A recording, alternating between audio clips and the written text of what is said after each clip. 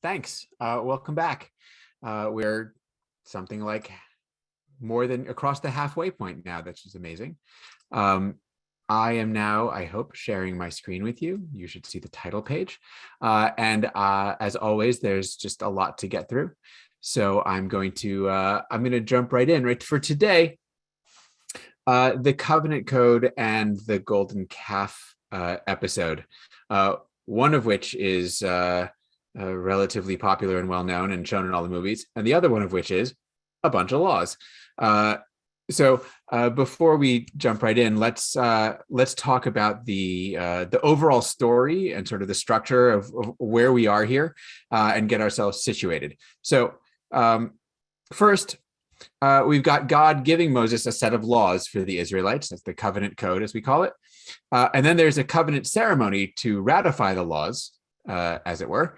And then Moses goes up the mountain. And of course, that's when the people freak out and make a calf. That's the verses I had you, chapters and verses I had you read for today. All of that story belongs together. That's sort of a continuous narration. And we understand it, I think, best when we read it as a continuous whole. So today, we're not going to be looking at the text and pulling it apart into different sources and thinking about what the various perspectives on any of this are. Today, we are going to be living our lives happily and firmly in the E story and the E source. And you will have noticed, of course, for the text that I assigned, jumped around a bit. There were some verses missing and some whole chapters missing. That's to get all of the non-E material out of the way. Some of which we'll be coming back to in future sessions. But what we're doing today is really like just this one story, just the E story of what happened at the mountain in the wilderness. And for E, the giving of the laws and the making of this covenant is the entire point of the encounter between God and Israel at the mountain in the wilderness. This is what Moses has been appointed to do. Yes, it's very nice. He took the Israelites out of Egypt, but his like sort of official role here is really to act as the intermediary between God and Israel. One of the best tricks I can offer you to figure out what it is the biblical authors are up to and care about is to ask where the story slows down. And in this case, we have more text from E in these chapters of laws than we have in virtually the entire rest of the book of Exodus combined. So we might imagine this is pretty important stuff. And sort of as a side note, side observation to that, the interpretive history and position of Christianity has, I think, kind of effectively obscured or even maybe actively undermined this sort of inherent nature of the biblical text, right? The vast majority of the text of the Pentateuch is law. Even on its own terms, it's very clear, it seems to me, that the laws were the point of the whole thing. Now, Judaism, of course, has known this all along, but of course, for Christianity, the claim that the laws were abrogated with the coming of Jesus meant that all of this vast material in the Pentateuch, all of these chapters to which the biblical authors devoted so much of their energy, were basically not worth the papyrus they were printed on. Printed is I did a like halvesy joke there. Right? Papyrus was historically accurate, but printed wasn't. I feel bad about it now. We might ask ourselves, as readers, do we give weight to the same aspects of the text that the Bible itself gives weight to? So I've made this point before in different contexts, but we think about some of the stories that we sort of, when we think of the Bible, we're like, these are the big ones, right? Adam and Eve, the sacrifice of Isaac. In Christianity, that one line in Genesis 15 where God reckons it to Abraham as faith, right? These are like the big moments interpretively in terms of sort of cultural impact for us, but they're not only brief episodes at best. all of these are, in fact, totally unmentioned anywhere else in the Hebrew Bible itself. Right? No one talks about Adam and Eve. No one mentions the sacrifice of Isaac. That one line about Abraham is totally ignored for the rest of the text.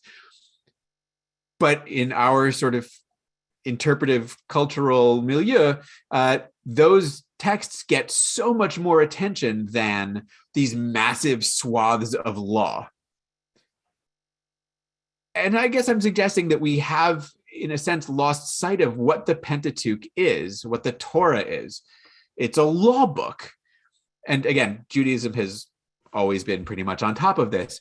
But when the Pentateuch is construed as, I don't know, like a moral or ethical guide, and one where the morals and ethics are derived primarily from the narratives rather than from the laws, in a sense, there's like a genre error going on there. Now, okay, so having sort of done that little spiel, let's actually turn to these laws. And the first thing before we start in earnest is to make I'm going to make another general observation. These laws, and in fact, most biblical laws, really aren't the same as our modern laws. And this is another genre mistake that readers tend to make. We shouldn't read these laws and think of them as like codified practical law, as if a judge in a courtroom would be checking them, right? That's not what we're looking at. Right. I mean, that scenario simply doesn't kind of exist in ancient Israel, or really in the ancient Near East as a whole, where laws were turned to the way that today, right? People turn to the laws to figure out, how much to punish someone or whether something is legal or illegal. So it's not doing that. And we also shouldn't fall for what I would call like the fiction of their novelty. Right? The story here tells us that this right here, this moment at the mountain of the wilderness, is the first Israel heard of any of this, right? As if before this point in the story, they lived in complete legal anarchy and chaos. But the origin of the laws in the story isn't the origin of the laws in reality. Whoever wrote this text is retrojecting law back into the ancient past. Like their own law, the law of their day, back into the ancient past. The laws, in other words, belong to the moment of the text's composition, not to the moment they're presented as in the story world. So we should keep in mind that the laws we're looking at and reading today don't need to, at the time of their writing even, but certainly not in the time when in the story, be thoroughly new, right? Even if the text in which they are found is new, right? Someone wrote E and put these laws in. That doesn't mean that the laws found in E were completely novel. So, for example, we have the laws about the festivals, just to choose almost any random one, but this one felt like a good one. 3 times a year, you should hold a festival for me. In the world of the story, this is new. The Israelites are like, wow, now we're going to hold festivals. In the world of the writer and in the world of the audience for the text, this isn't new. It's not like people read E or heard E read to them and were like, oh man, we better have some festivals, I guess. Right? So we want to think about these laws as more descriptive, right? Descriptive rather than prescriptive. So we can ask then, okay, so what are the laws doing? What is the point? And we should recognize from the beginning, this is the third beginning for me maybe today, we should recognize that the laws aren't just laws. Right? We're not reading a law book, we're reading literature, we're reading a story. What we're reading in the covenant code isn't technically a law code, it's the report within a story of laws being given. And that matters It changes what the text is and what it might be up to. The story tells us that these are the laws that God sets before Israel. But if, as I'm suggesting, the laws here aren't necessarily new, then this framing, these are the laws that God gave Israel, this framing is about authorization. Why are these our laws and our customs?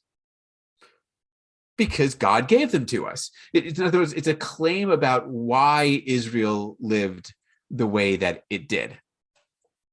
I do think that very often, and this is a fault of scholarship in large part, but not uniquely so, we pull the laws out and treat them as if they are sort of floating in an ether of just like, here are the laws, and treat them totally disconnected from the stories in which they are embedded. But they can't really exist one without the other, or at least we don't have them that way. We should remember as another aspect of this, that we're dealing also with a broader kind of ancient Near Eastern, an ancient Near East wide thematic understanding of law and justice. And that is that justice was, in Israel and everywhere around it, the responsibility of the deity or deities and of the kings who represented them. It was understood everywhere that it was the deity's job to uphold justice. Here I've given you one line from the Psalms that illustrates that. And justice maintained the foundations of the deity's rule and the foundations of the very earth itself. The deity was responsible for justice, for fairness. Right? I think of all of the places in the Bible where we have God looking out for those who are vulnerable. That's all part of this same picture. So when we have this law code being given by God to Israel, this is Yahweh, Israel's God, doing what all gods were meant and understood to do, establishing justice as the foundation of human society.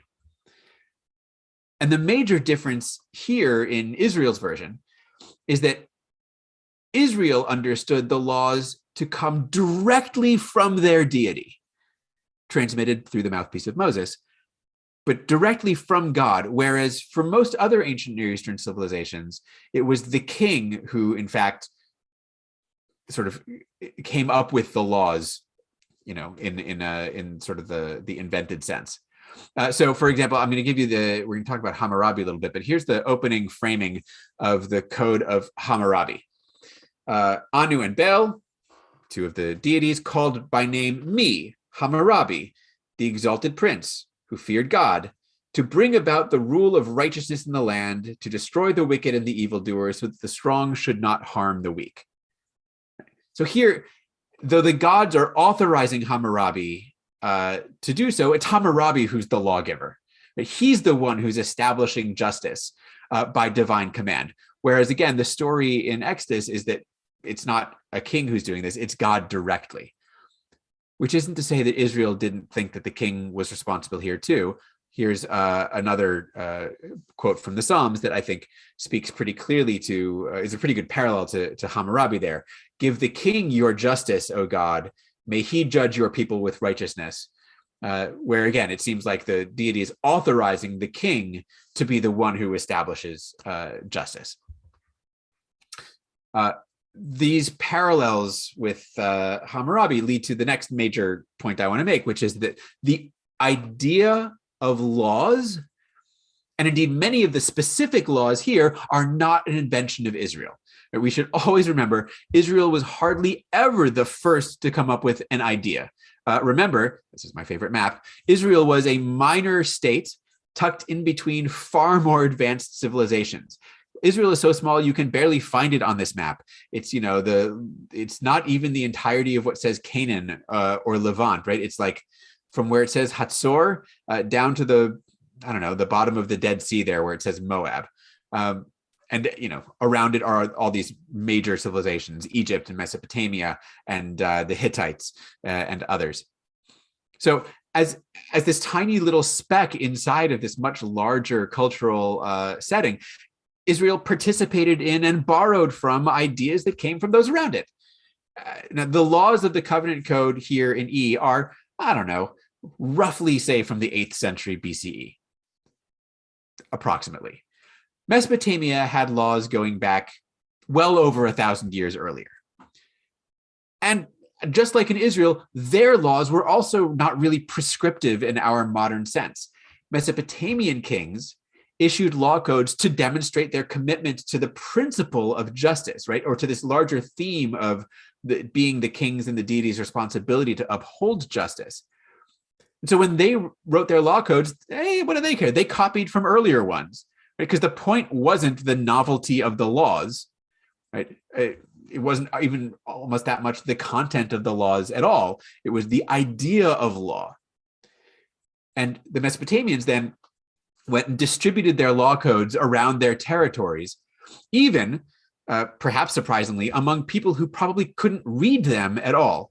So here's a lovely picture of the Code of Hammurabi, written on a giant black stone stele.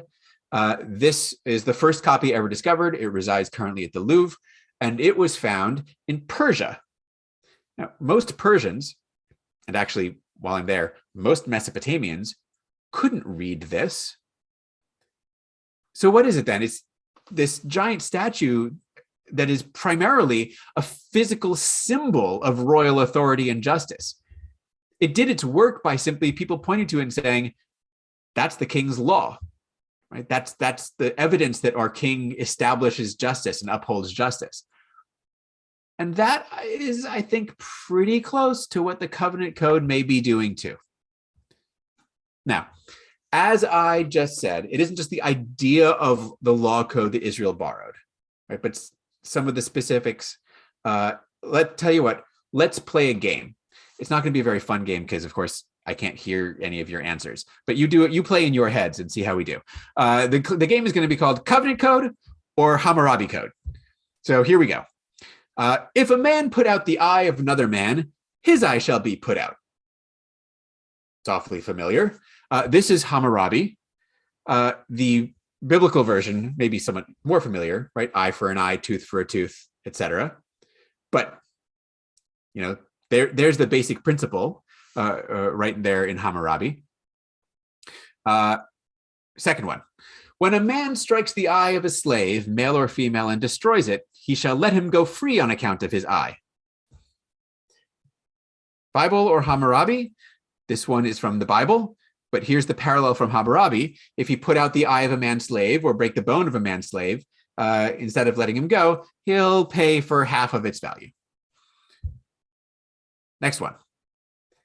If during a quarrel one man strike another and wound him, he shall swear, I didn't injure him wittingly, and he'll pay the physicians. He'll pay for his medical care. Bible or Hammurabi? This one is Hammurabi again.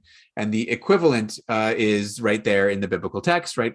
When men quarrel and one strikes the other and he doesn't die, if he then gets up and walks around, right? The only thing that has to happen is the person who hit him has to pay the physicians. This one might be easy because it's a relatively famous line, but when men fight and one of them pushes a pregnant woman and a miscarriage results, but no other damage ensues, the one responsible shall be fined according as the woman's husband may exact from him, the payment to be based on reckoning. This one is the Bible. The Hammurabi version is pretty much right there. If a man strike a freeborn woman so that she lose her unborn child, he shall pay 10 shekels for her loss. It's the same law, just, slightly less wordy. Here's a law about oxen, famous goring ox laws. If, however, this ox that has gored someone has been in the habit of goring, and its owner, though warned, has failed to guard it and to kill someone, the ox shall be stoned and its owner shall be put to death.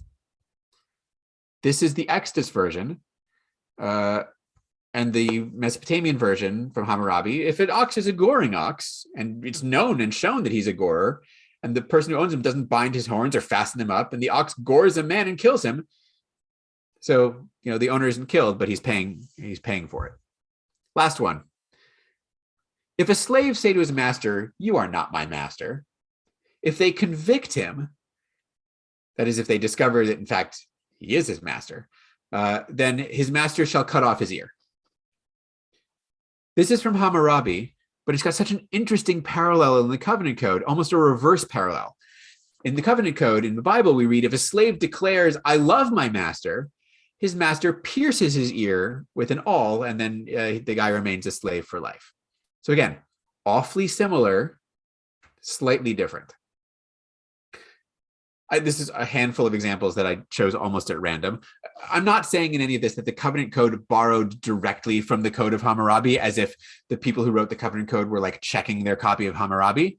I'm not saying that, but I'm also not saying it. There is pretty good evidence that the Israelite scribes who created the covenant code were familiar with and borrowed from the code of Hammurabi. By the time the covenant code, Hammurabi was 1,000 years old already. Right? That's how old that law code was. And by this point, it had become sort of a standard scribal text in Mesopotamia. Scribes used it to copy, to practice their not penmanship when you're using a wedgemanship. I will say, as I was thinking about this, I recalled the fact that my kid, when she was working on her handwriting, copied the Declaration of Independence. It wasn't about the content of it that she was learning. It was just, here was a standard text that is of the right length that you could use to practice writing. That's what Hammurabi was, which meant that it was kind of all over the place and well known in scribal communities. So if I say that the covenant code borrows from Hammurabi, I'm not necessarily saying that it was a polemical borrowing, but we don't have to think that the Israelite scribes took Mesopotamian law and rewrote it to reflect their own Israelite practices, like as a way of showing up the high and mighty Assyrians. Yeah, you think your law code's so great? Look what I'm going to do to it. I don't think so. Laws, even these specific laws, were sort of just part of ancient Near Eastern culture. This is just Israel participating in an established literary idiom. Okay, now, having done all that advanced work, let's look at some of these laws in detail with the understanding that in no way can I be comprehensive. So I just picked a few that I think are interesting and worth talking about. So I want to start near the beginning with a set of laws that tend justifiably to bother people. Here it is. So when you acquire a Hebrew slave, this starts. Okay, we should probably stop there. What does that mean when you acquire a Hebrew slave? So we should understand, this is pretty important. There are two categories of slaves in Israel. There were Hebrew or Israelite slaves, and there were foreign slaves. The first are Hebrew slaves, are fellow Israelites who have fallen into debt. And in order to pay off the debt, they work for their creditor. And for these Israelites, there are relatively lenient rules, including, as here, the restriction of the term to only 6 years at the most, no matter how much the debt was for. 6 years at the most, which is, reasonably nice, but foreign slaves have no such leniencies. So in this law, we're talking about the indebted Israelite. That's the primary context here, but tucked away in this law is actually almost invisibly is the other kind of slave too. When we read, if his master give him a wife, and they belong to the master, what we're talking about here isn't like his daughter. Right? This is referring to essentially an enslaved girl who belongs to the creditor, right? In a permanent sense. This is a foreign slave, a foreign slave girl. And this is why she and her children remain with their master. She's his property, and her children, right, the children that come out of her are his property too, just like as if she was livestock, right? The cow is mine. Whatever calves the cow bears are mine too. That's the principle here. So you don't see it unless you're sort of looking for it, but that's the other kind of slavery that's present in this law as well. Honestly, the big picture thing to take away from here, and this is a thing I emphasize in a lot of different contexts, the big thing to take away from here is the recognition that in our great Exodus story, the paradigmatic anti-slavery, pro-freedom narrative, almost the very first law that God gives Israel presumes the institution of slavery. So, not to make too big a thing out of it, at least not at this point, but Exodus is not anti-slavery. The Hebrew Bible, like the New Testament and like early Jewish writings as well, not only assumes that slavery exists, but gives directions as to how it should proceed. And whatever anyone tells you, slavery in the Bible isn't like the nice version of slavery. No, the type that refers to the indebted Israelite, maybe nicer. But the other kind exists too, right? The foreign enslavement. And that is just as nasty as you can imagine. One other point about this law, a small point that can be easily missed. There's a moment where it says, he shall be brought to the door or doorpost. This law is talking about a house. Right? It's a house. It's not, say, a tent in the wilderness. So as we read these laws, it should become clear, and I'm not going to come back to it again, but if you go over them and look through them again, you'll see these laws are imagined not for the people in the story in which they're found, but for the Israelites settled in their land. In other words, these laws make sense for the audience of the text rather than the audience in the text, right? There's a gap between the story world and reality here. Okay, let's turn to another law around which there is some lingering controversy. This law about men fighting and one of them pushes a pregnant woman and a miscarriage results. This law is too often taken to have something to say about abortion. Really, it's honestly, it's taken to be about the idea that a fetus is to be valued as a human life. So I'm here to tell you that that is not what is going on here at all. The story here is a pregnant woman gets accidentally pushed and has a miscarriage. And the one who's responsible, the pusher, has to pay. Why is he paying? He's paying because in the Bible, and in the ancient world more generally, children were economic investments. If this was going to be a boy, that's future labor in the fields lost. And if it was a girl, that's future bride price lost. And that's why the father gets to set the fine, because the value of the fetus will vary depending on his profession or his economic status, all those things. The fetus here isn't treated as a person, right? We have the laws in the Bible and even in this law code about what happens if a person gets injured or killed. Right? That's not what's happening here. We have fines being levied. Now, the rest of the law here, the life for a life, eye for an eye bit, that's about the mother, not about the fetus. And actually, wonderful evidence for this comes from Hammurabi, where we just were, right? Where, as we saw, the fetus is paid off with a fine. You may remember from having read this, right? He shall pay 10 shekels for her loss. And then it says, and if the woman dies, so like first there's the fetus, that's monetary. Then we move on to talk about what happens if there's an injury to the woman. And here it's obviously taken far more seriously and almost ridiculously so. So back to our text. While we're here, I suppose this is a reasonable moment to talk about the lex talien, as it's called, eye for an eye, tooth for a tooth. That seems pretty harsh, right? So as a result of feeling that seems a little bit difficult to swallow as a way of going about things, a lot of readers over the millennia really have said it doesn't mean actually eye for an eye. It means, it's the value of an eye for an eye. Right? It's not literal. It's you give the value of. I have to admit, I'm pretty sure that the biblical authors knew how to say the value of.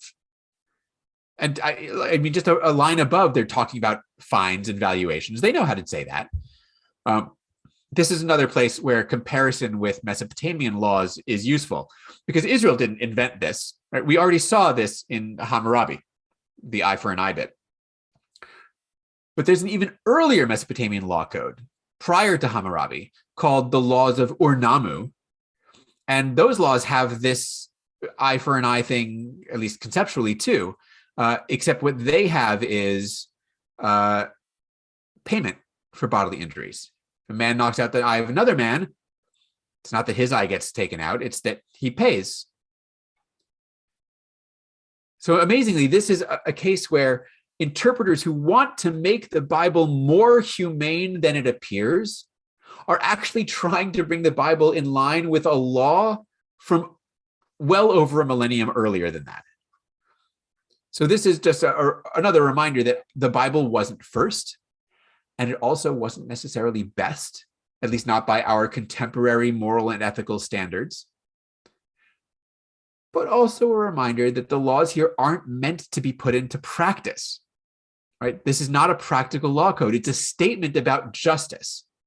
No court was out there imposing these penalties. And in that sense, the basic sentiment, my eye is worth as much as yours, isn't so wrong, as long as we don't actually do anything about it. So, again, learning how to read this text helps us to sort of get over what seem like impracticalities in the law itself. All right, next one. Here's a fun one. What happens if someone sleeps with a virgin? But not just sleeps with a virgin, sleeps with a virgin without having paid for her first. Seduces a virgin for whom the bride price has not been paid. It is no coincidence that this law comes directly after a law about property damage.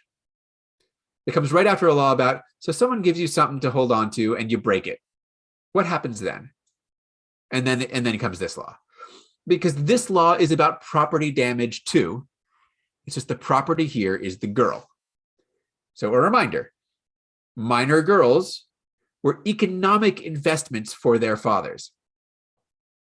In ancient Israel, it was bride prices rather than dowries. It was the person who was marrying in who paid the father of the girl, not the father of the girl who paid to have someone take her off his hands, which is how I've always understood dowries to work. A virgin daughter fetches a higher bride price. So if someone sleeps with her without paying, before she's been engaged or paid for, that person has effectively lowered her value. And so he has to pay for her, even if he doesn't want to keep her. This is you broke it, you buy it, basically.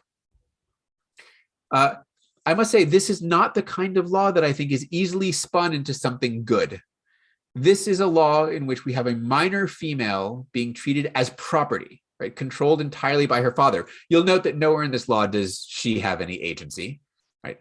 She might as well be cattle.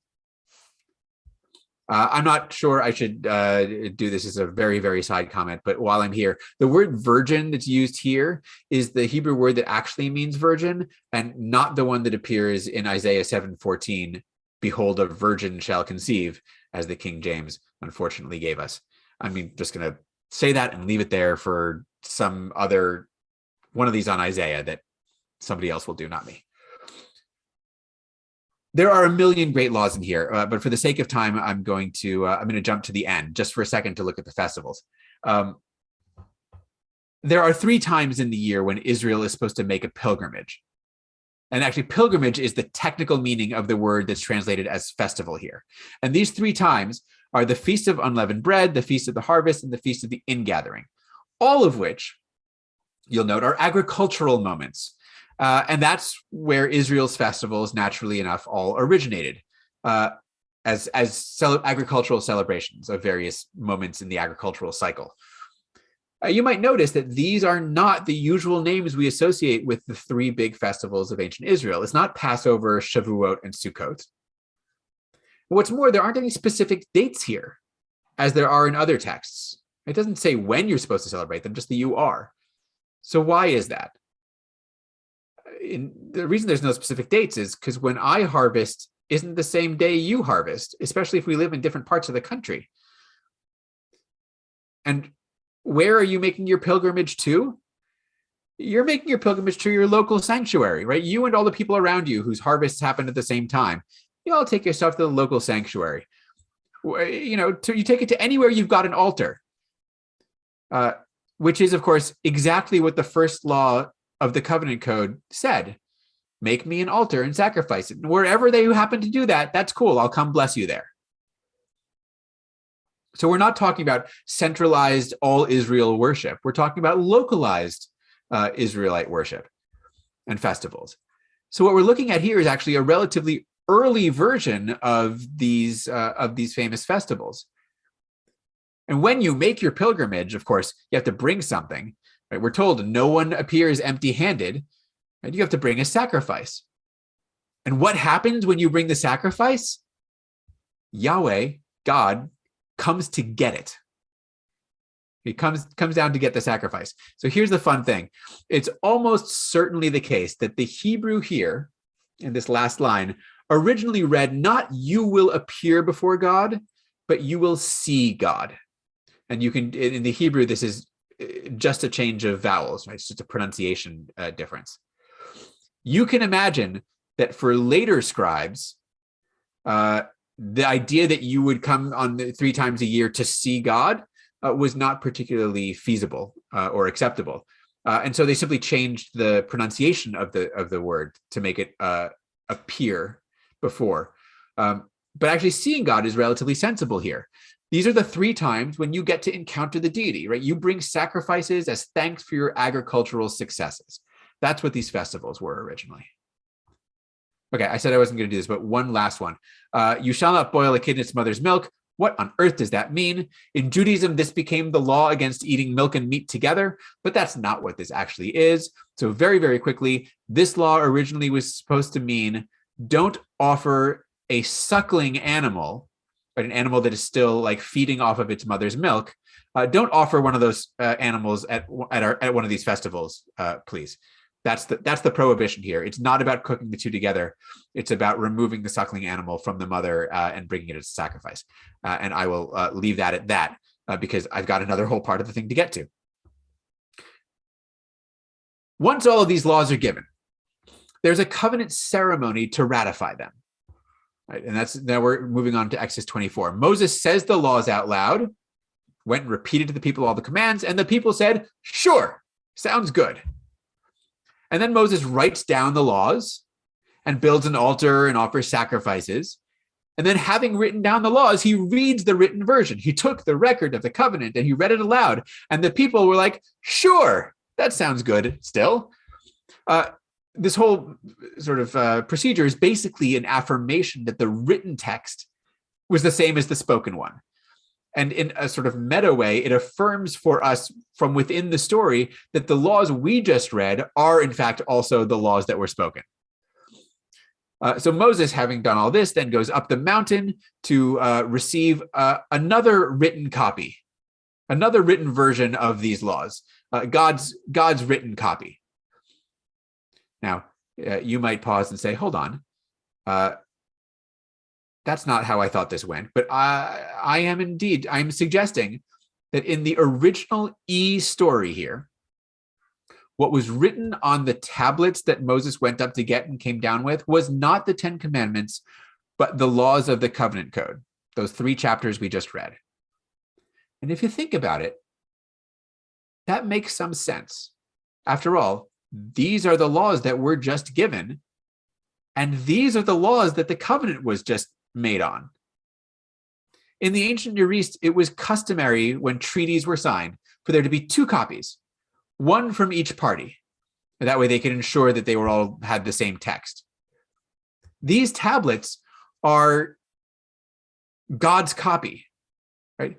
They're the sign of the covenant. And the covenant, of course, is based on the covenant code, the laws that they just all agreed to. And it is those laws, I'm telling you, that were on the tablets originally. And of course, that's not all what we have in our canonical text, where it's the 10 Commandments that end up on the tablets. But it's what E's story originally said. And I think it helps us to make sense of what happens next in the story. And what happens next, of course, is that the Israelites like with Moses gone, get like all in their own heads and have something of a meltdown, pun sadly intended. Now, the golden calf is a pretty well-known story, so I'm not going to go through it in enormous detail. I just want to point out a couple of things that sometimes get lost in the shuffle as we think about this story. First, and most importantly, the story of the golden calf is not a story about apostasy, despite the fact that it has been portrayed that way since antiquity. It's not about apostasy. When the Israelites make the calf, what do they say? They say, "These are your gods, O Israel, who brought you out of the land of Egypt." I know which God brought them out of the land of Egypt, and so do they. Right? They don't think that some God other than Yahweh had done that.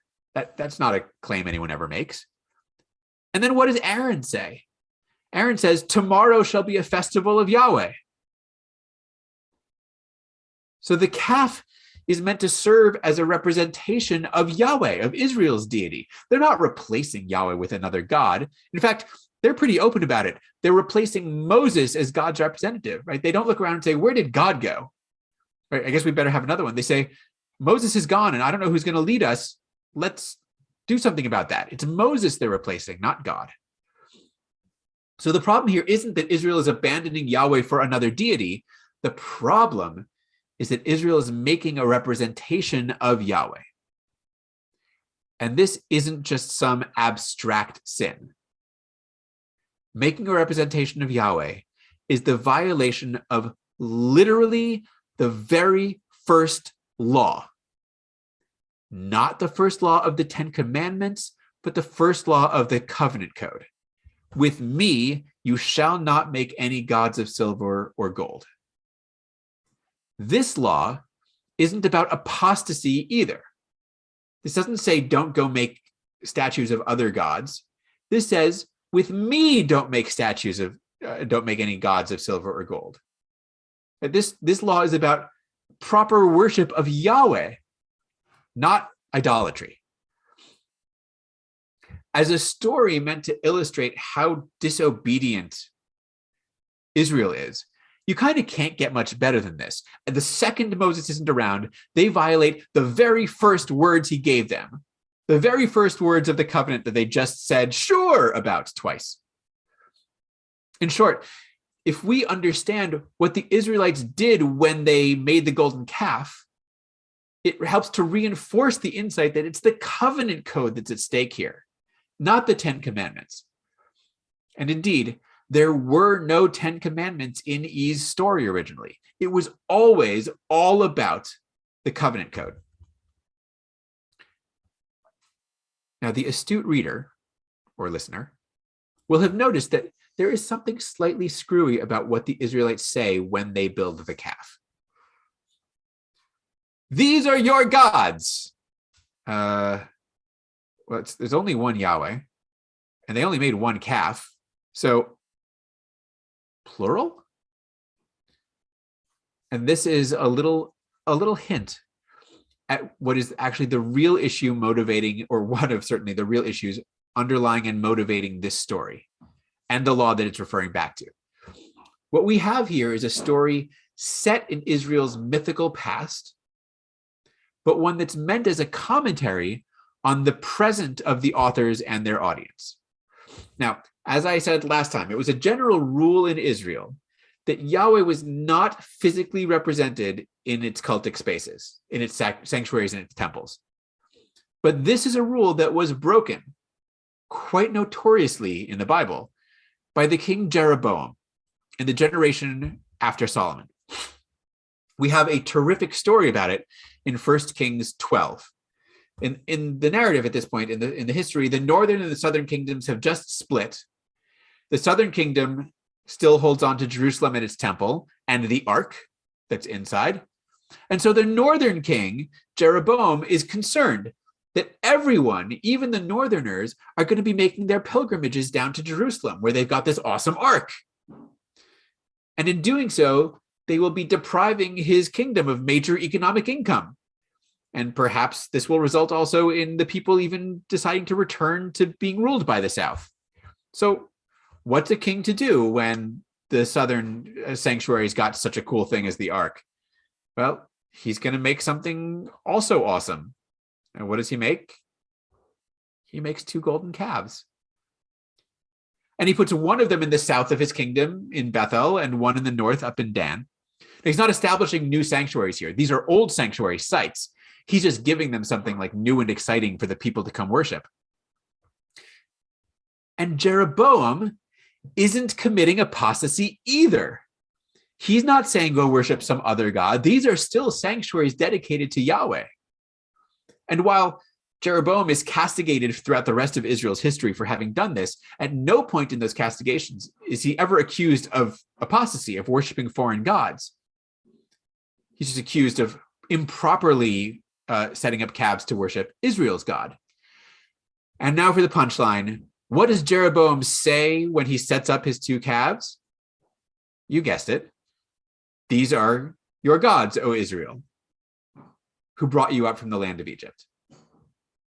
So this weird plural in our Exodus story is weird only within its story world context.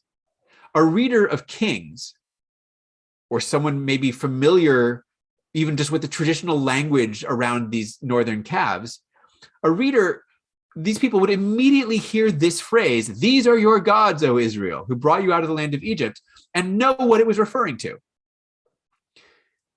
Jeroboam's calves in this way are turned into the contemporary version of Israel's greatest moment of sin.